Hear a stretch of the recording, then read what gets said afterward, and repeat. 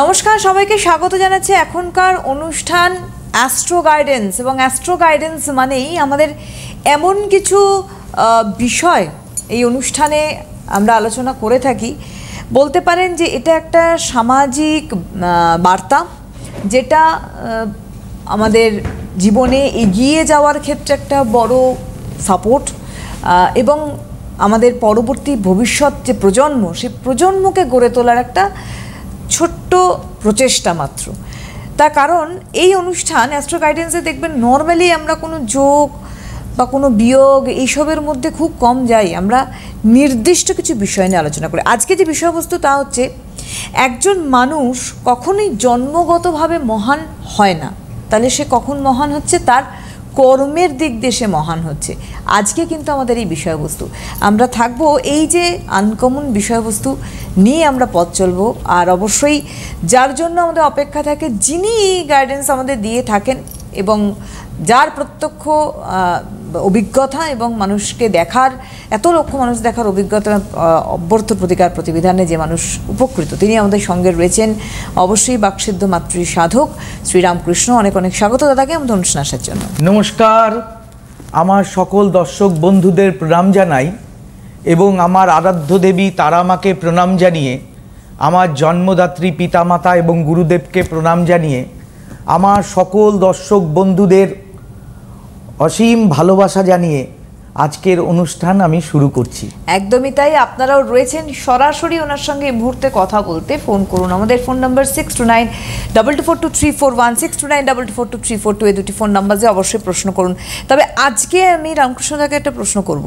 এই যে আজকে টপিকটা খুব ইম্পর্ট্যান্ট, আজকে আমি বললাম যে সামাজিক একটা বার্তা যায় আমাদের এই অনুষ্ঠান থেকে, সেটা হচ্ছে একজন মানুষ জন্মগতভাবে মহান হয় না। একদম ঠিক কথা, তার কর্ম দ্বারা মহান হয়। প্রশ্ন আমার সেটা নয়, আমার প্রশ্ন, তাহলে কি ধর্ম আগে না কর্ম আগে? কোনটাকে আমরা গুরুত্ব দেব আগে? খুব ভালো একটা প্রশ্ন করেছেন। তো আমার গুরুদেবকে একদিন আমাদেরই একজন শিষ্য তিনি এই প্রশ্নটা করেছিলেন।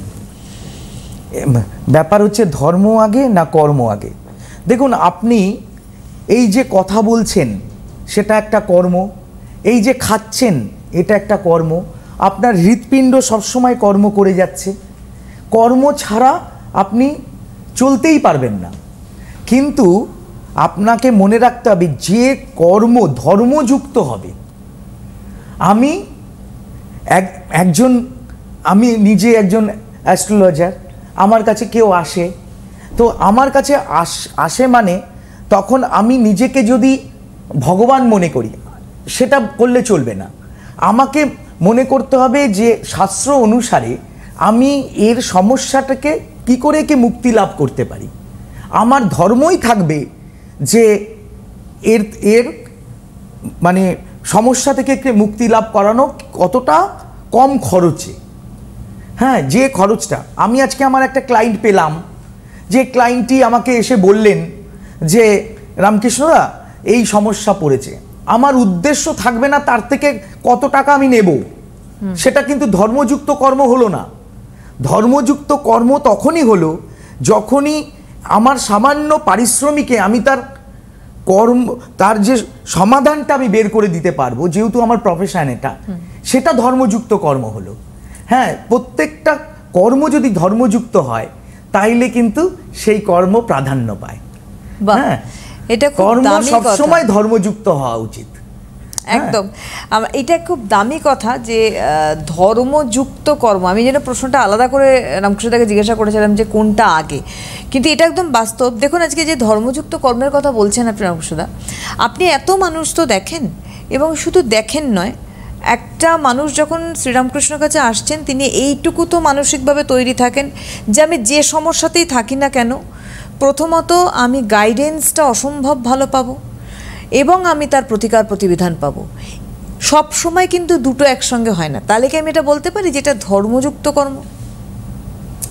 দেখুন, গাইডেন্সটা ঈশ্বরের উপর চিন্তা করে, প্রথম একটা কথা হচ্ছে এই যে আমার নামটা, এই নামটা আমি নিজে রাখিনি। হ্যাঁ, যে অনেকে যেমন একটা সিনেমায় একটা নাম দিয়ে সিনেমা করছে, পরবর্তীকালে তার নাম তিনি রেখেছেন। আমি আমার নামটা নিজে রাখিনি, আমার নামটা আমার মা রেখেছিলেন। মা ঠাকুর শ্রী শ্রী রামকৃষ্ণ পরমহংসদেবকে স্বপ্নে দীক্ষা লাভ করেছিলেন এবং মা সর্বক্ষণ তার নাম জপ করতেন এবং তিনি চেয়েছিলেন যে আমার নামটা যেন ওনার নামেই হোক, যাতে সারাদিন উচ্চারণ তিনি করতে পারেন। তো এবারে এই প্রথম কথা, এই নামটা জন্য আমি ওনাকে স্মরণ করে কাজ করার চেষ্টা করি, এক। আর দ্বিতীয় কথা হচ্ছে যে আপনি যে প্রশ্নটা করলেন যে আমার ধর্মটা কি, আমার ধর্ম, আমার কাছে যে এসছেন তিনি আমার বিচার করা উদ্দেশ্য নয়, আমি বিচারক নই। তিনি পাপী হতে পারেন, তিনি পুণ্যবান হতে পারেন, তিনি সৎকর্মী হতে পারেন, অসৎকর্মী হতে পারেন। মানে আমার কাছে যদি একজন কেউ সাহায্যের জন্য এগিয়ে আসে, একজন নদীতে যদি কোনো মানুষ ডুবে যাচ্ছে, তখন কি আপনি চিন্তা করবেন যে এই লোকটি একজন চোর বা এই লোকটি একজন সাধু? সেটা তো আপনি ভাববেন না। আপনি সেই ডুবন্ত মানুষকে হাত ধরে ওঠানোর চেষ্টা করবেন। এটাই আমার প্রথম উদ্দেশ্য থাকে। হ্যাঁ, এই উদ্দেশ্য আমি ঈশ্বরের নাম নিয়ে করার চেষ্টা করি। এটা একটা রামকৃষ্ণদের একটা বড় বিষয় বলবো আজকে। মানুষ যে কোনো সমস্যার ক্ষেত্রে কিন্তু তার উপর ভরসা করে থাকেন এবং সেই ভরসার মর্যাদা তিনি রাখেন। এই যে উনি বললেন নামটাকে উনি কিন্তু মানে সম্মানের সঙ্গে নিয়ে চলেছেন ওনার জীবনে। হ্যালো। হ্যাঁ, হ্যালো। হ্যাঁ, নমস্কার, কে বলছেন? হ্যাঁ, নমস্কার, আমি মিনতি মাঝি বলছি। আচ্ছা, কোথা থেকে বলছেন? আমি দুর্গাপুর থেকে বলছি। দুর্গাপুর। অনুষ্ঠান দেখেন? হ্যাঁ, দেখি। আচ্ছা, ডেট অফ বার্থটা একটু বলুন, কার জন্য জানতে চাই? আমার হাজবেন্ডের নাম কি? বিজন কুমার মাঝি। কি কুমার? বিজন কুমার। হ্যাঁ, বিজন কুমার মাঝি। আচ্ছা, ডেট অফ বার্থটা বলুন একটু।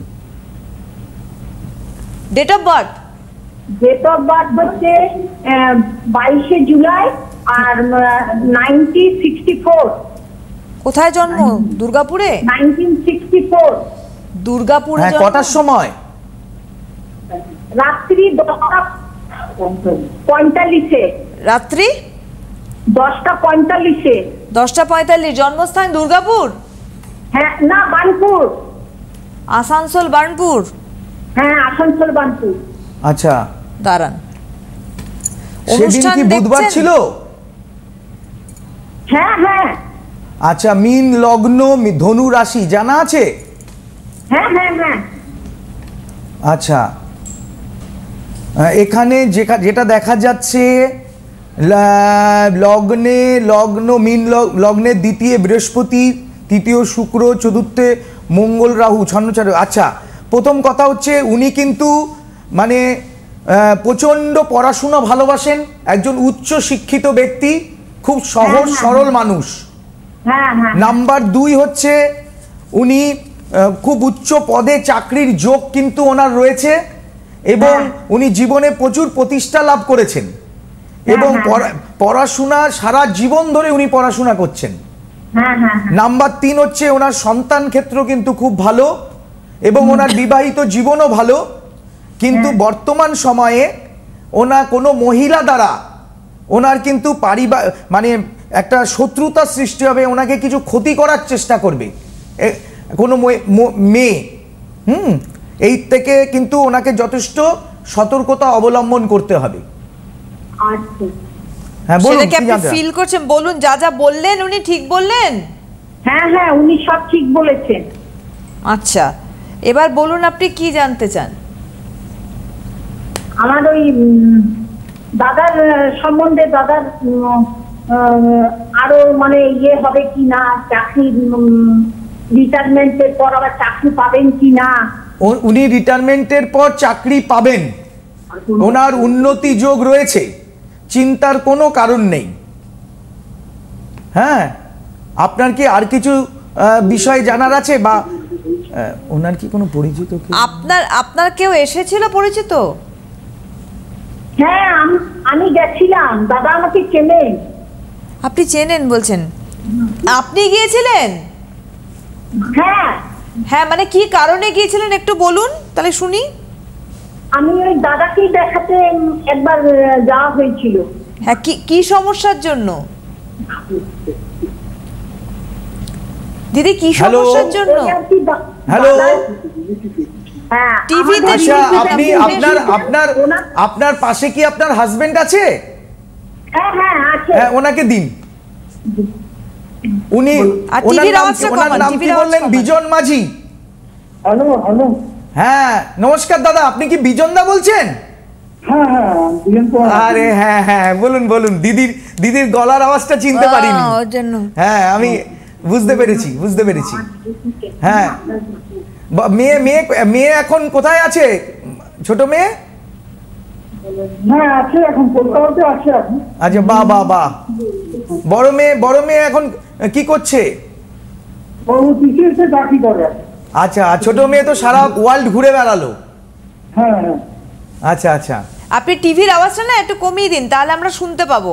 আপনি মানে রামকৃষ্ণদার কাছে যে গিয়েছিলেন, মনে পড়ে গেছে ওনার প্রেডিকশন সম্বন্ধে কিছু বলুন, শুনি আমরা, কারণ অনেকেই তো এখনো পৌঁছতে পারেননি রামকৃষ্ণদার কাছে। না, আমাদের রিলেটিভও গেছিলেন একদিন। আচ্ছা, গিয়ে সে কে উপকার পেয়েছেন? অনেক রিলেটিভ এসেছে। হ্যাঁ, রিলেটিভ গেছিলেন, ওনারও কাজ হয়েছে ওনার কাছে গিয়ে। বাহ, মানে অনেকেই যাক। আপনার কাছে গিয়েছিলেন ওনার পরিবারে। এমনি শরীর ভালো আছে তো আপনার? হ্যাঁ, এখন মোটামুটি ভালো আছে। আচ্ছা, ঠিক আছে। বাহ। আপনি যে লাইনটা পেয়েছেন আমার খুব আনন্দ লাগলো। একদম, মানে এই জন্য অনেক ধন্যবাদ। মানে আপনি ওই জন্য দিদি বললেন যে আমি গিয়েছিলাম, উনি আমাকে চেনেন। হ্যাঁ, আমারও চেনা লাগলো। কিন্তু দাদার সঙ্গে আপনার বেশি যোগাযোগ আছে, মানে এবং শুধু ওনার পরিবারে ওনার সন্তান না, অনেকেই গিয়েছিলেন রামকৃষ্ণদার কাছে এবং তারা উপকৃত হয়েছে। আরেকজন বন্ধু চলে এসেছেন, একবার দেখে নেবো কে আছেন। হ্যালো, হ্যাঁ নমস্কার, আমি আগরতলা থেকে বলছি। আগরতলা থেকে কে বলছেন? আমি জয়া দে রয়ে বলছি। আচ্ছা, আপনার সম্বন্ধে জানবেন? জয়া দে রায়। হ্যাঁ দাদা চিনেন আমাকে? হ্যাঁ, আমি আপনাকেও চিনি। আচ্ছা, বাহ। একটু শুনি যে রামকৃষ্ণদার সম্বন্ধে একটু বলুন। চিনা জানা নয়, উনার বাড়িতে আমি অনেকবার গেছি, উনি আমার বাড়িতে অনেকবার এসেছেন। ও, আমি মাকে নিয়ে গেছিলাম ওনার বাড়িতে, তখন ওনার মেয়েরা ছোট ছিল। আচ্ছা, ছোট ছিল। এখন বড় মেয়ে ডাক্তারি পড়ছে। ছোট মেয়ে, হ্যাঁ, বড় মেয়ের জন্যই জানা। হ্যাঁ আজকে ফোন করার। তখন কত ছোট আমার মা, আমি ত্রিপুরায় আগরতলায় মাকে মাতা দর্শন করতে নিয়ে গেছিলাম, তখন দিদির বাড়িতে আমি ঘুরে এসেছি। বাহ। হ্যাঁ, কেমন আছেন? ভালো আছি। আচ্ছা। রামকৃষ্ণদার এই যে মানুষকে উপকার করে থাকেন, এত তার সুন্দর প্রেডিকশন, তার প্রতিকার প্রতিবিধান এত সুন্দর। অনেকদিন ধরে আগরতলা যাওয়া হচ্ছে না দিদি। আপনি কলকাতায় আসলে একদিন চলে আসুন। হ্যাঁ আসবো আসছি আমরা। একদিন চলে আসুন, তারাপীঠেও চলে আসুন, অনেকদিন হয়ে গেছে। 2009 থেকে আপনার সঙ্গে পরিচয়। ও, 2009 থেকে পড়েছেন, তার মানে আপনি লাগাতার উপকৃত রামকৃষ্ণদার দ্বারা। আমার মেয়েদের কাজ উনি করেছেন কামাখ্যাতে প্রথম। ওরা খুব ছোট, খুব ছোট বলতে খুব ছোট। আর তারপর আমরা তারাপীঠে করলাম। আচ্ছা, মানে আমার টার্নিং পয়েন্ট শুরু হলো তারাপীঠ থেকে, ওনার পূজার পর থেকে। বাহ, দারুণ, খুব ভালো খবর। এই যে বিষয় হচ্ছে যে দাদার শরীরটা কেমন আছে এখন? ভালো আছে তো? দাদা ভালো আছে, আপনার মহামৃত্যুঞ্জয় কবচটা আছে ওনার সঙ্গে, উনি ভালো আছেন। যাক, সবাই আপনারা ভালো থাকুন। হ্যাঁ, আমি সব পরিচিত মানুষ ফোনে পেয়ে যাচ্ছেন, এটাও তো একটা ভাগ্যের ব্যাপার। তা আগের দিন প্রোগ্রামেও একজন কালীঘাট মন্দির থেকে উনিও পেয়েছিলেন ফোনে, এটা অনেকটা বড় পাওয়া। আপনারা দিদি কাউর সম্পর্কে কি জানতে চান আপনি? ডেট অফ বার্থ আমার এই বড় মেয়ের জন্য 26/3/2002। বড় মেয়ে কি নাম জানো? প্রজ্জ্বলিকা। 26/3/2002। কটার সময়? নাম সকাল 7:13 AM আগরতলা। 26/2 না? হ্যাঁ, 26/3 হ্যাঁ, 2002 সকাল 7:13 AM। হ্যাঁ, সকাল 7:13। হ্যাঁ, আগরতলা। আচ্ছা, আমি দেখেছি আগে এদের কুষ্টি, কিন্তু সেদিন মঙ্গলবার ছিল তো? হ্যাঁ, মঙ্গলবার, মেষ লগ্ন, সিংহ রাশি। হ্যাঁ হ্যাঁ, আচ্ছা, এখানে যেটা দেখা যাচ্ছে ওর বর্তমানে একটু শরীর স্বাস্থ্য নিয়ে চিন্তার কারণ থাকবে, একটু সিদ্ধান্তে ও কিন্তু একটু মানে বর্তমানে একটু নার্ভাস হয়ে যাবে। রেজাল্টের দিক থেকে সেরকম আশানুরূপ ফল কিন্তু পাওয়ার সম্ভাবনা অ্যাট প্রেজেন্ট কম, বুঝতে পেরেছেন? অ্যাট প্রেজেন্ট ও কিন্তু যতটা পাওয়ার কথা ততটা কিন্তু রেজাল্ট পাবে না এই সময়, যেহেতু মঙ্গলের বছর, এই আর ওর মাঙ্গলিক যোগ রয়েছে, সেই কারণে ও কিছু ওভার মানে কনফিডেন্ট ওর মধ্যে কাজ করবে, যে কারণে ও মানে জানা জিনিস ঠিকমতো ও প্রকাশ করতে পারবে না, প্রকাশ করতে একটু সমস্যা হবে, যেই ওর সেই জন্য একটু রেজাল্টের দিক থেকে একটু খারাপ রেজাল্ট হতে পারে, কিন্তু ও খুব ভালো স্টুডেন্ট। হ্যাঁ বলুন। হয়েছে, ও ইউপিএসসি তে মাত্র 2 মার্কের জন্য সে পাস আউট হয়নি। ওহো, ইউপিএসসি তে মাত্র 2 মার্কসের জন্য। আপনি এটা দিদি অনুষ্ঠানের শেষে একবার আপনি ওর ডেট অফ বার্থটা আমাকে হোয়াটসঅ্যাপ করে দিন, তারপরে আমি আপনার সঙ্গে ফোনে কথা বলে নিচ্ছি কি করতে হবে না করতে হবে। ওকেও একবার আপনি আমার সাথে ফোনে কথা বলিয়ে দেবেন, আশা করি সমস্যার সমাধান হয়ে যাবে, চিন্তার কোনো কারণ নেই। একদমই তাই, এই যে কথাটা বলেন রামকৃষ্ণদা, যে চিন্তার কারণ নেই, কারণ চিন্তার ডেফিনিট কারণ থাকে না। ওনার প্রতিবিধানে মানুষ যে কত উপকৃত দেখুন, 2009 সাল থেকে বোধহয় বললেন উনি যে রামকৃষ্ণদার সঙ্গে তার যাতায়াত পরিবারের সবার এবং উপকৃত, তার আগের ফোনটাও তাই ছিল। সুতরাং একটা মানুষ যখন লাগাতার উপকার করে তখন ডেফিনিটলি কিন্তু তখন আবার ফিরে ফিরে আসে। আমার একটা কথা খুব ভালো মনে আছে, তখন ছোট মেয়ে, খুব ছোট, তো আমার মা ওর সাথে বসে গল্প করছে, আমার মাকে বলছে, দিদুন তুমি থেকে যাও আমার বাড়িতে, আঙ্কেল চলে যাক, তোমাকে আমার খুব ভালো লেগেছে, তুমি আমাদের সাথে থেকে যাও। এই কথাটা মা বারবার এসে কলকাতায় বলতেন, যে ও আমাকে বলে কি, দিদুন তুমি থেকে যাও আগরতলায়, এটা কলকাতার থেকে ভালো জায়গা। আরে একদমই তাই, যখন আমার ছবিগুলো আছে, আমার এখনো বাড়িতে ছবি আছে ওদের, খুব ডেফিনিটলি তখন মানুষ কিন্তু অপেক্ষাও করে রামকৃষ্ণদা। জানাম একটুখানি চেম্বার বলে রাখি আপনাদের, এই মাসেই পরপর চেম্বার রয়েছে। 13 আগস্ট মেদিনীপুর চেম্বার, 16 আগস্ট তারাপীঠে থাকছেন রামকৃষ্ণদা অবশ্যই হোমযজ্ঞের জন্য, 19 আগস্ট দমদম, 20 আগস্ট অর্থাৎ 20 আগস্ট রয়েছে চুচুড়ায় চেম্বার, 23 আগস্ট কামাখ্যাতে যাচ্ছেন রামকৃষ্ণদা, অবশ্যই আপনারা যোগাযোগ করতে পারেন। 29 আগস্ট রয়েছেন বাঘাযতীনে আবার চেম্বার, 30 আগস্ট বা 30 আগস্ট আবার দমদম চেম্বার রয়েছে।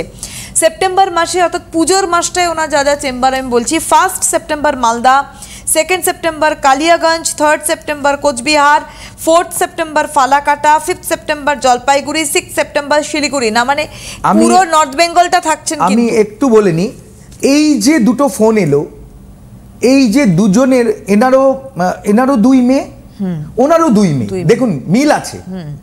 এবং আজকে মায়ের জন্য এই যে ছেলে মেয়েরা এত বড় জায়গায় পৌঁছেছে, এই মায়ের জন্য জয়া দে রায় আর মিনতি মাঝি, এরা কিন্তু ছেলে মেয়েকে বড় করার জন্য প্রচণ্ড লড়াই করেছেন, মানে এতটা লড়াই করেছেন, আজকে সাফল্যের 80% মার্কস কিন্তু এই মায়েদের দেওয়া উচিত। আমি যে বলি না বারবার, যে মায়েরাই হচ্ছে সব থেকে বড় জ্যোতিষ। মায়েরা যদি ঠিকমতো সন্তানকে, মানে সন্তানের প্রতি নজর না দেয়, সন্তানকে যদি প্রশ্রয় দেয়, বা সন্তান খারাপ দিকে যাচ্ছে, একটা গল্প আছে আমি বলবো, তো মায়েরা যদি ঠিকমতো প্ল্যানেটারি পজিশন কি, কেন প্রবলেম হচ্ছে, এসব সব কিছু যদি মায়েরা লক্ষ্য করেন, বাবারা তো সবসময় সংসারের দিকে এতটা যুক্ত থাকতে পারেন না, তাদের বাইরের কাজ রয়েছে। এই দুটো পরিবারই কিন্তু তাদের মানে দুটো চারটে মেয়ে আজকে বড় জায়গায় পৌঁছেছে, তার একটাই কারণ, এনাদের মা। এই মায়ের কৃতিত্ব সব থেকে বেশি। এই দুর্গাপুরের মিনতি মাঝি এবং আগরতলার জয়া দে রায়, এরা দুজনেই কিন্তু লড়াই করেছে সন্তানের জন্য। এই জায়গাটা কিন্তু এদের কিন্তু মানে একটা, মানে বলতেই হয় হ্যাটস অফ এদের, এদের এদের এদের এদের জন্য সন্তান হয়েছে। আজকে এরা যদি ঠিক টাইমে আমার কাছে না নিয়ে আসতেন, এদের প্রবলেমগুলো যদি ঠিক করে সলভ না করতেন, তাহলে কিন্তু আজকে অনেক ক্ষেত্রে কিন্তু এরা পিছিয়ে থাকে। একটা কথা উনি বললেন, জয়া দে রায় সম্ভবত বলছিলেন যে যে রামকৃষ্ণদার কাছে যখন হোমযজ্ঞ করলাম ওখানে আমার টার্নিং পয়েন্ট এলো, যে শব্দটা একটা মানুষের জীবনের পরিবর্তন এবং সেটা ডেফিনেটলি ভালোর দিকে, সেটা কিন্তু উনি টার্নিং পয়েন্ট কি, উনি একটা ব্যবসা করেন, সেই ব্যবসাটা আমাদের সিটিভিএন এর সঙ্গেই যুক্ত আছে। কোনো একটা প্রোডাক্ট সিটিভিএন এ দেখানো হয়, সেই প্রোডাক্ট নিয়েই উনি ব্যবসা করেন। তো আমি দেখে এসেছি অনেক স্টক করা উনি করেন, সেই ব্যবসাটা চলছিল না, সেই জায়গা থেকে আস্তে আস্তে আস্তে আস্তে মোড় ঘুরে ওনার মানে বিশাল একটা ব্যবসা তৈরি হয়ে গেল। সেই জায়গায় ওনার হাজবেন্ড চাকরি করেন, কিন্তু উনি ব্যবসা শুরু করলেন প্রথম, এবং ব্যবসার সাথে সাথে মেয়ে দুটোকে মানুষ করা, বিদেশে পাঠানো, এগুলো সমস্ত কিছুই উনি করেছেন। এই মানসিক জোর, এই যে কাজটা করে দিয়েছে, সব তার আমার কৃপাই হয়েছে। একদমই তাই। তবে হ্যাঁ, একটা কথা বলে রাখি যে যারা যারা আপনারা ওনার সঙ্গে চেম্বারে কথা বলবেন, যোগাযোগ করবেন, তাদের জন্য বলছি যে বুকিং ফোন নাম্বার স্ক্রিনে দেখতে পাচ্ছেন, রেড বক্সে যাচ্ছে, একটু মিলিয়ে নিন।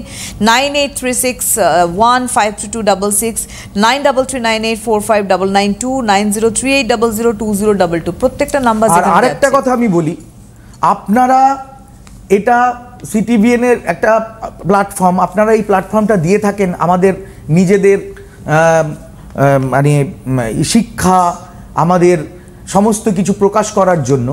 কিন্তু যদি আপনারা মনে করেন যে রামকৃষ্ণদাকে আপনাদের জীবনের একজন আদর্শ জ্যোতিষ হিসেবে বেছে নেবেন, যে কোনো কাজ দিলে সেটা রামকৃষ্ণদার সাথে এগ্রিমেন্ট করে নেবেন। রামকৃষ্ণদা, আপনি আমার একদম পরিষ্কার, কোনো লজ্জা নেই, কোনো ইসে নেই, মানে আপনি এটা বলছেন লাইভে বলছি, এগ্রিমেন্ট করে নেবেন। যদি আপনি কাজটা না পারেন রামকৃষ্ণদা, সেই এগ্রিমেন্ট অনুসারে আপনাকে অর্থ ফেরত দিতে হবে। মানে এই কনফিডেন্সটা রামকৃষ্ণদার এই জন্য, আমি যদি সেই কাজটা না পারি, সেই টাকাটা আপনার থেকে নেওয়া মানে পাপ করা। আমি কিন্তু কাজ করতে বসেছি, আমি আপনাকে সেবার বিনিময়ে অর্থ নিতে বসেছি, এটা আমার প্রফেশন, এটা করে আমি খাই, কিন্তু কোনো পাপের পয়সা আমি গ্রহণ করব না। আমি কোনো পাপের পয়সা গ্রহণ করব না। কারণ যদি মানে বাল্মীকিকে জিজ্ঞেস করেছিল যখন রত্নাকর দস্যু ছিল তার পরিবারের লোক, তুমি কি পাপটা নেবে, তখন বাড়ির কেউ পাপ নিতে চায়নি।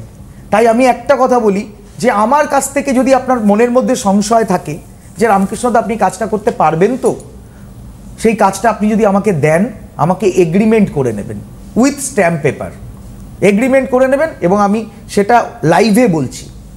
আমি পয়সা, আপনি যদি কাজ না করতে পারি, উইথ এগ্রিমেন্ট আপনি আমার কাছে আসুন।